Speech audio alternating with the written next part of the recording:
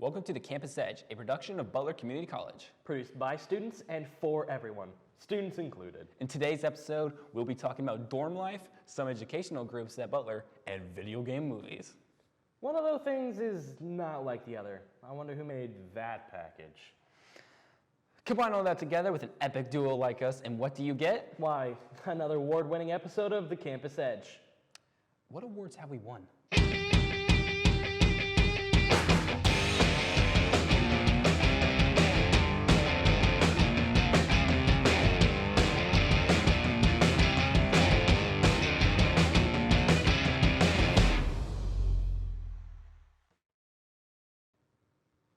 Seriously, what awards have we won? For our first story, let's talk about cardboard castles. With shoestring rope? Yes, with a soup spoon drawbridge and a tinfoil moat. Two students at the 1300 building took the time to make a cardboard castle, and the handsome Campus Edge reporter Michael Pauly interviewed the two students that made it. Oh, what are we waiting for? Let's roll the package. Hi, I'm Campus Edge reporter Michael Pauly. Have you ever heard the phrase, "My house is my kingdom"? Well, some students in the 1300 building decided to take that phrase a little bit more literally than most. Let's check it out. I was the one who came up with the idea originally. It was just one day we had nothing to do, and I guess I was reminiscing on how when in my childhood I used to build a lot of forts and stuff in my free time. So I was like, hey, why don't we build a fort out of like blankets and stuff? And so we just had that idea floating. And then soon enough, we found some extra boxes laying around and stuff. And we're like, hey, screw the blankets, let's use boxes. And then it kind of just like, that was the catalyst, and it kind of just took off from there. Yeah, we were dealing with an initial budget of I think, $3. And we bought 2 large Walmart boxes, and we had the other 3 mediums just chilling. We have since grown our box collection to around 20 to 30 boxes, medium sized. Thank you to the donation. Okay. Alright, so this is our Castle 203, our Vibe Kingdom, and at the Vibe Kingdom we do go by some rules here. As you can see, we got no girls, leave shoes at the door, no cursing whatsoever, and no coochies. Yeah, no bad vibes, no secrets, excellent hospitality as always, and must pass vibe tests. And with that, you also need to answer a few questions on a survey, just real quick, as in, do you smell that up dog? And do you know who wrote Gullible on the wall behind you?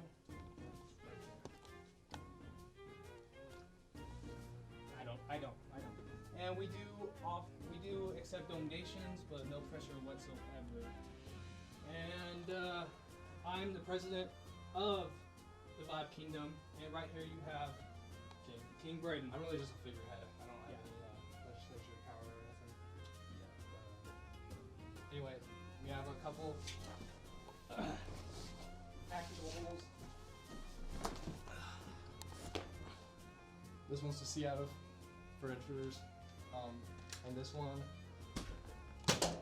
is defense. Yeah. And then we just got lights for decoration. Oh, don't forget the memo. Oh yeah, don't forget the dab up before you leave. No, dab it before you leave. Yeah, right there. Numbers. And then the numbers. That's about it. Yeah, That's a full tour. that's the Vibe Kingdom. 203, don't forget. Well, here's the thing. We're the best in the business, okay? There's no best going in the around business. it, all right? We actually seen kingdoms fall, rise and fall in our time with the Kingdom box fort. And with other box fortresses we saw, a lot similarities with the other people. They like to take our ideas and stuff, but they didn't last long. There is a specified donation box on the front of the castle in case anyone wants to not come by and drop a couple quarters off or something. Whatever works, whatever helps. No pressure whatsoever on the donations. Took us about 4 hours of hard work to create. We just sat, the whole place was a mess of cut boxes and duct tape and scrapped ideas and A whole afternoon. an entire afternoon. Yeah. Yeah. My current girlfriend wanted to hang out, but we actually had to tell her no. we did not disclose as to why. I was busy, but I was busy. And we actually have members of the castle, and we actually have their names. If you're a member of the castle, you get to have your name up on the member board. Be just part of the castle, you know, go down in history with it. Well, I hope the castle holds strong, and maybe one day I'll even become a member. Well, let's take it back to the studio. Wow, that looked totally epic. How did the RA approve of this? Wait, what's an RA?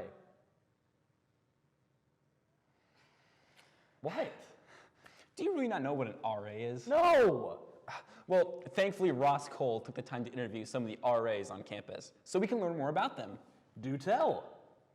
Hi, I'm Campus Edge reporter Ross Cole. Have you ever wondered how you can become a residence assistant here at Butler Community College? If you are, I got some inside scoop from some current residence assistants here at Butler and how they became an RA. When I first got here, I didn't really know about being an RA or anything like that. I was kind of just looking for a job. There was a job opening for student workers, the desk position. I got that as fast as possible, and right after that I just was working really hard, and anytime anybody offered up a position, I just took it. I applied for the RA position, and I was kind of nervous a little bit because I was just like, man, I didn't expect to be here, you know. There are responsibilities every day, taking care of your residents, being a positive influence, just trying to make sure that you're always doing the right thing because you're kind of just like this example on campus. The first time I became an RA, I was on scholarship, or actually no, I wasn't on scholarship at the time. I had lost it last semester, so I was looking a way to save money and still go to school. They needed an RA. I had heard about it. It pays for your dorms, and I wanted to be more involved around Butler. You know, I was really involved in the sports media department and with all the sports teams, football and basketball and stuff like that, but I wasn't involved that much, you know, around campus and the dorms and everything, so I wanted to be more involved with that. So I applied. Kelsey Reeds was the new boss at the time, so I got the job. I did it for a year. It was great. I moved back into the dorms this semester. I was looking to save some more money. They needed RA spots. I had experience, and it's just I'm not as involved around campus as much if I'm not an RA, so I thought what better way to get to know more people, to have more fun, and be more involved around campus and be the person that gets people involved than be an RA again. So the process to become an RA is pretty extensive. We have a multi-step process where the first part is the application. We ask them to apply online. We have a multi-question application. We get their demographics and information about that stuff. But we also ask them to answer short answer questions about why they want to be an RA, what they've learned from their current RA, or if they don't have a current RA, what they think that being an RA would be like. Some of the basic responsibilities for an RA are obviously making sure that everyone follows the rules. And that's not, while that is their job, that's not what we want them to be known for. We want, you know, the community development aspect of it is huge. We really love for our RAs to make sure that they're developing community and making sure that their residents are getting involved in stuff on campus. That's why we require them to do different activities and programs with their floors. They're required to do 2 a month, one with their floor, and then the other program that they're required to do is a campus event to make sure that they're also getting involved on campus. We provide them with a list of those that they can choose from. And then we also have residential curriculum, which is all of the bulletin boards that you see around the residence halls. The RAs are required to put up around a monthly theme, so they change every month. So that's also a responsibility that they have. Room inspections is something that they do to make sure that, you know, everyone's living in a healthy and safe environment. But again, most of all, it's the student connections and making sure that they're the ones that are checking in on the students because they're our front line. communication is key. You have to be able to talk to your residents. You have to be able to communicate with your other RAs. You have to be able to communicate with your boss, with Kelsey as well, and other people around campus. Get involved. Most of our RAs are people that wear a lot of hats on this campus, and so it's, you know, people that get recommended to us. different faculty and staff members will reach out and say, hey, I think you should really, push this person to be an RA. The number one advice that I would give is like always keep on trying. Just because you see it one way doesn't mean it's actually that way. So. Coming up next on the Campus Edge, we've got some financial aid advice, some interesting groups on campus, and a discussion of video game movies. All this and more will be starting after this spot break on the Campus Edge. There are everyday actions to help prevent the spread of respiratory diseases. Wash your hands. Avoid close contact with people who are sick. Avoid touching your eyes, nose, and mouth. Stay home when you are sick. Cover your cough or sneeze. Clean and disinfect frequently touched objects with household cleaning spray. For more information, visit cdc.gov/COVID-19. This message brought to you by the National Association of Broadcasters and this station. Hi, I'm your host, Smokey Colbert, filling in for Smokey because after 75 years of... Only you can prevent wildfires. Turns out there's much more to say. Nearly 90% of wildfires are caused by us humans being careless, dumping our used barbecue coals willy-nilly. Guess the song was wrong. We did start the fire. That's why I respect Mother Nature and her trees, whether coniferous or new car scented. Go to SmokeyBear.com to learn more about wildfire prevention. I'll never forget the day our landlord called and said, read your lease. No pets allowed. My owner tells him my dog ate the lease, but that didn't work. And now I'm stuck in a shelter. But this pit bull is ready for a new crib. I'm loving, loyal, and play well with others. So don't be intimidated by all my muscles, because the biggest one I have is my heart. That's right, I said it.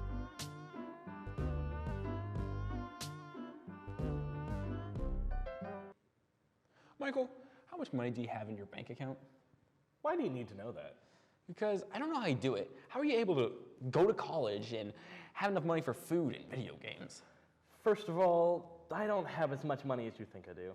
Second, I get some financial help. Man, if only there was a package about ways I can get some financial aid. Don't worry. Campus Edge reporter Terry Exantus did a story about how students can get some financial aid. Now that's what I call epic news.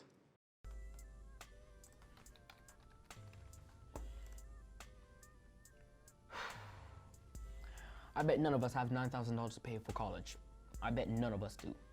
But the 600 building home of the financial aid office might be able to help us pay for it. Let's go ahead and check them out. Hi, my name is Heather Ward, and I'm the Director of Financial Aid at Butler Community College.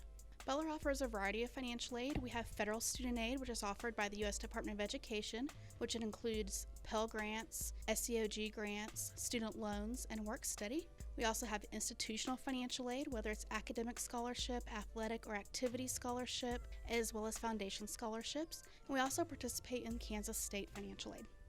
For need-based aid, you first complete the free application for federal student aid, also known as the FAFSA.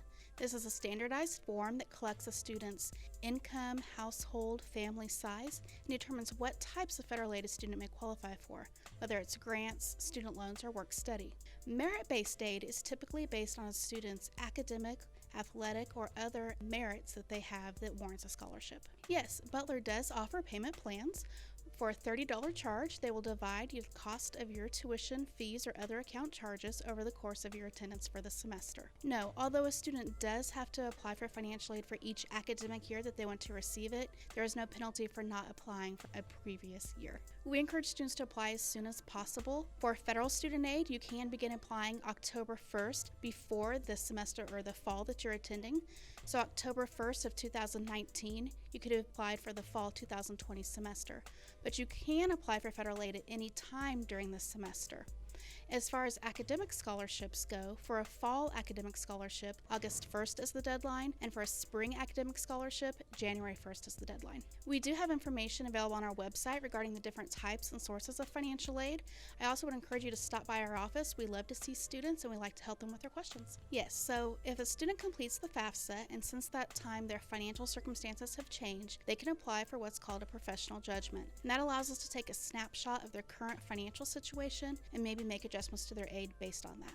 There are a variety of scholarships available. We have academic scholarships, which would be based on your high school GPA or ACT scores. That is for first-time, full-time students. There's also foundation scholarships that you would receive from the foundation office. These are made available by generous donors who believe in our students. It is the same scholarship application for both the academic and the foundation scholarships. We also have a variety of activity and athletic scholarships as well. Most scholarships are renewable as long as you continue to meet the minimum GPA and enrollment requirements. Scholarships can affect a student's federal financial aid. A student is limited to their cost of attendance, so if a student has a lot of scholarships in addition to Pell Grants, the amount of loan that they could borrow could be limited. Students whose financial aid is more than their account charges, they receive a credit balance refund, so that money comes in and it's applied to anything charged to their student account, then anything in excess is refunded to them.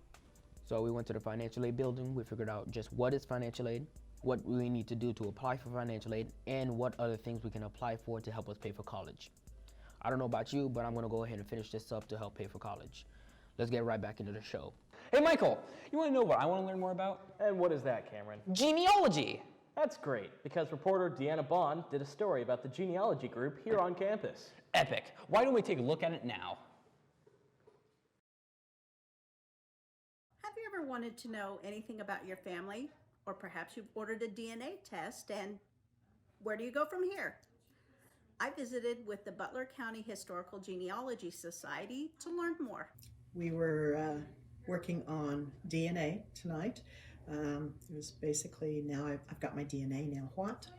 You have to do some preparation before you go reaching out to people once you do get all your DNA matches. So we were going over how to do that, what you can do with those matches in preparation and how to approach them. And also a little bit of something called DNA clustering, which can help you figure out who you match with and which family. Ancestry, so maybe you'll know more, because don't you have 23andMe? Okay, in Ancestry, if you're looking at a DNA match and it says no tree, if you go into that match and look a little closer, down lower in the page, and there's they could have trees, they could have several trees. If you are an Ancestry member, you can click on those trees, even though it's not linked and it says there's no tree, you can click on that link. Genealogy's been my hobby for the last 40 years, since I was about 20. And I just enjoy it. It's like a big puzzle for me, and it's a never-ending one. And every once in a while you get a new start on a new family branch, and away you go again. So now that DNA has become a big thing into the genealogy, there's a whole new aspect that interests me, because I've always been scientifically oriented.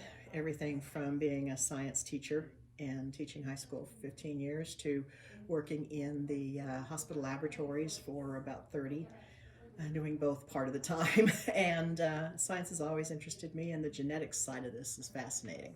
So it's just me learning. I always, I'm one of those people who will probably be learning when I die.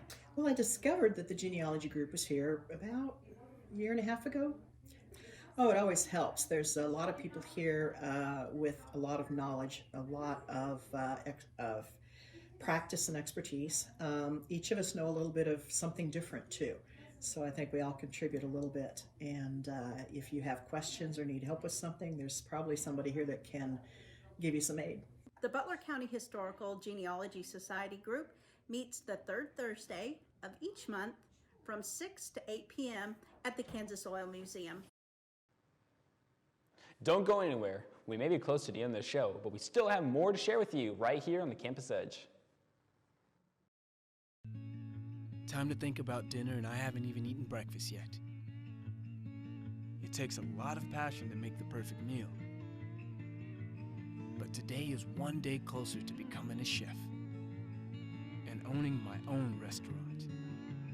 It's gonna be a great day and an even better tomorrow. At Butler Community College, your tomorrow is closer than you think. Enroll now for classes. Butler Community College. Let's take tomorrow. Patriotism. It inspires passionate debate, and it's worn like a badge of honor with good reason, because it means love and devotion for one's country. But what really makes up this country of ours? It's the people. To love America is to love all Americans. This year, patriotism shouldn't just be about pride of country. It should be about love. Love beyond age, sexuality, disability, race, religion, and other labels. Because love has no labels. The central and midwestern U.S. averages more than 850 tornadoes each year, and lately, the number of floods has been rising in the region too. So chances are, there will be more twisters and floods near here again. And between school, sports, and social lives, chances are, you won't be with your kids when it happens. Will they know what to do? Ready.gov/kids has all the educational tools and information to make the conversation easy. When the time comes, chances are they'll feel prepared, not scared. So talk with your family today. Let's talk about computer science. Oh boy, my favorite topic. Do we have an epic package about it? Yes, we do, Cameron.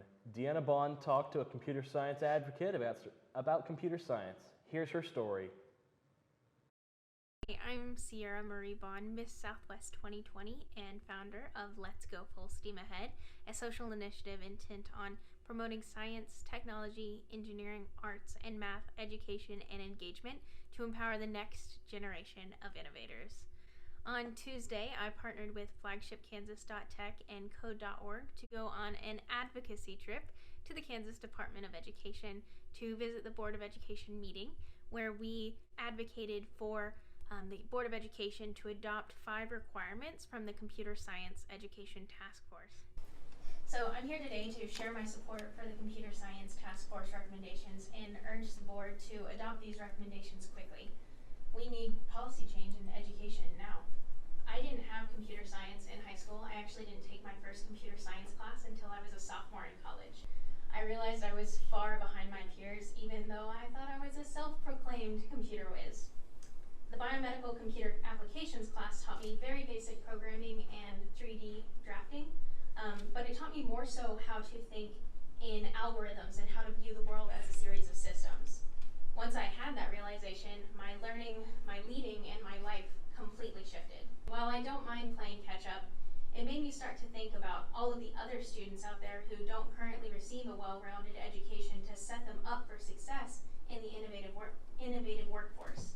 We are in the era of innovation. In order for us to continue progressing as a society and growing our innovative workforce, we must set our students and future innovators up for success. Everyone deserves a basic understanding of computer science. This is why the policy recommendations are so important. They will begin to ensure that students have access to computer science K through 12.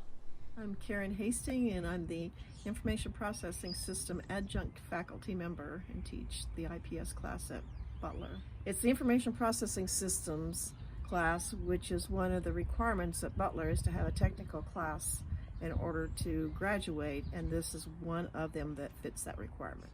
Well, I think it's nice that we're going to put some real substance into the vocational programs as far as the technology, because we have this belief that because our students are great on their telephones and are so technically savvy that they know everything about computers, when in reality they are really lacking in a lot of the kind of software and technical skills that it takes to really be successful in a business. So we are doing a lot better job, and I'm sure glad that the state's now behind it. Now, let's talk about video game movies. Here we go again. Video game movies are among some of the worst movies to be made. Why, might you ask? Well, there's no need to worry, because I, Campus Edge reporter Kameron Buss, have come to your rescue. Roll the package! Cameron Buss reporting for the Campus Edge. Today, I got something interesting to talk to you about. Movies. Movies are one of the most biggest forms of entertainment. However, they aren't the biggest form of entertainment. You know what it is? Video game. Video games have been reported to be the most profitable and biggest form of entertainment here in recent history. So, what happens when you combine movies and video games? You get video game movies. There's just one problem with video game movies. They suck. Why do video game movies mostly suck all the time? I mean, video games already have the story. They already have the characters. Just get actors and do the stories and put them on the big screen. How hard is it to do that? Now, when it comes to movies, the one thing the makers from the movies desperately want is money. Ka-ching, kablam, ka-chow. So, when you have a popular IP such as the Super Mario Brothers, if you're going to make a movie about that, I bet you a bunch of people are going to come over and watch it. However, as we all know, the Super Mario Brothers movie one of the worst things ever created. The major problem with video game movies in my eyes is the actual video games that they're based on. Doom was a movie that they made. The problem with the Doom movie is that the story made no sense, the action was lame, and the effects looked cheap. And the latest Doom movie, too, was even worse. But that's just the thing. If you ever played Doom, any Doom game that's ever been out, you would realize that the stories are not the main thing. You do not play Doom for the story. You play Doom because you want to rip demons in half. So when they make a movie about Doom, we're just going to sit there and watch a story about other people ripping demons in half? These aren't even, they don't even rip demons in half. They just shoot them with, like, assault rifles, and that's it. Like, where's the fun?